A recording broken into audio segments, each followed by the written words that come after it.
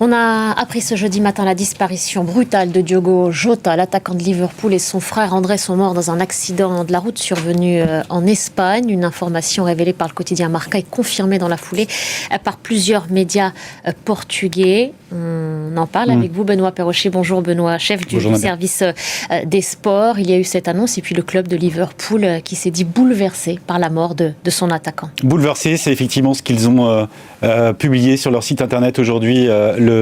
Les Reds de Liverpool qui se refusent à faire d'autres commentaires autour de cette information évidemment tragique. L'attaquant des Reds qui est mort alors qu'il circulait en voiture avec son frère près de Zamora.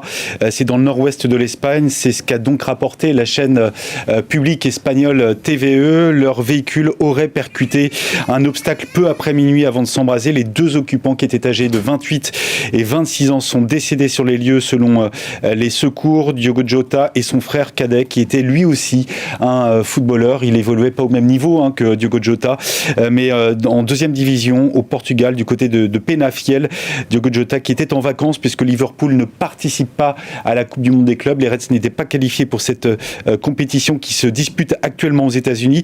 Il avait profité de cette coupure estivale en plus pour se marier, ce qui ajoute évidemment à cette tragédie. Il était père de 3 enfants. Denis, né en 2021, Duarte en 2023, une fille née l'année dernière. Il sortait d'une saison riche en titres avec Liverpool, le titre de champion d'Angleterre décroché cette année, mais également la Ligue des Nations avec le Portugal. Diogo Jota qui avait été formé à Gondomar au Portugal. Il était passé par l'Atlético Madrid, le FC Porto, avant de découvrir la Première Ligue du côté de Wolverhampton, puis de signer avec Liverpool en 2020, avec qui il avait remporté 5 titres et disputé la finale de la Ligue des Champions en 2022, perdu face au Real Madrid.